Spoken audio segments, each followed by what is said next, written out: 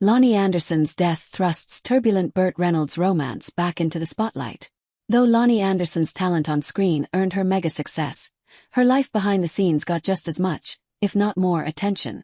Dubbed a sex symbol for decades, Anderson, who died on Sunday after battling a prolonged illness, embraced her sexuality and public romances, including her relationship with the late Burt Reynolds.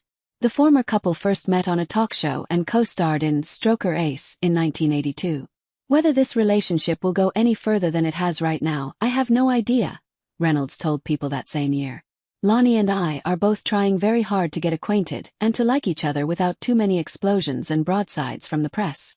The pair, who adopted their son Quentin Anderson Reynolds in August 1988, tied the knot that same year, but surprisingly divorced in 1995.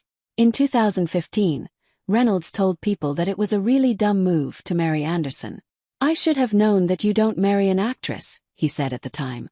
"It wasn't lollipops and roses." In 1995, Anderson told the Associated Press that the marriage was far from perfect.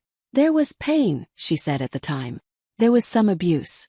There was drug addiction on his part. There was always me trying to save it and feeling very empowered that I thought I could. And there was great love on my part." After announcing their divorce, Reynolds alluded to a lack of sexual chemistry as a catalyst. "I don't see how she can be in total shock when you have not.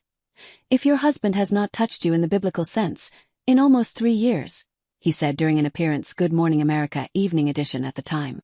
"How can you be surprised?" Reynolds also alluded to infidelity. "I caught her cheating on me," he said. "And so I made the decision to call it off," he claimed. At the time, Anderson replied, "I do not intend to engage in a media war. I have to consider the welfare and best interests of my little boy." Anderson admitted the public breakup was a daunting experience. "I used to say to him, 'Why did you say that?'"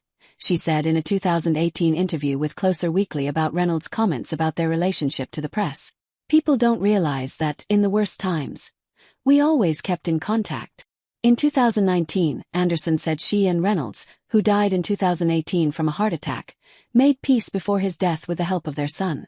"We were friends first and friends last," Anderson told Closer Weekly in 2018.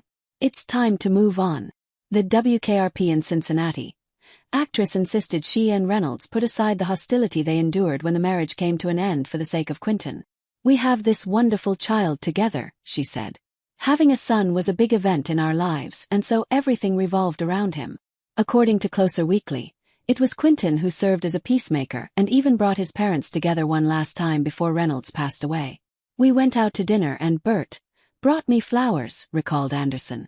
Burt could be quiet, shy, and self-deprecating. "He was a bookworm and loved to read mysteries aloud to one another so that we could share them." Anderson added that together, they'd spend many hours guessing about the ending of those stories. "He was a voracious reader," she said. Reynolds spent the final years of his life in Florida, where he first returned in 1968 after several years in California. At the time of Reynolds' death, Anderson and Quentin said they would miss the late actor and his great laugh. "Quentin and I are extremely touched by the tremendous outpouring of love and support from friends and family throughout the world," Anderson said in a statement to Fox News hours after Reynolds died. The statement continued, "Burt was a wonderful director and actor. He was a big part of my life for 12 years and Quentin's father for 30 years. We will miss him and his great laugh." In 2021, Anderson reflected on her life and revealed the advice she'd give her younger self. "I would tell her, don't keep looking forward to what's coming, enjoy the climb. There's nothing more wonderful than the climb, you know? The looking forward to each day and creating something new, getting that job, going on an audition, putting yourself out there. That's all great. But you can't forget to enjoy the climb.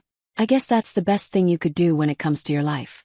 Don't forget to enjoy the day while you're looking forward to what's going to happen next week."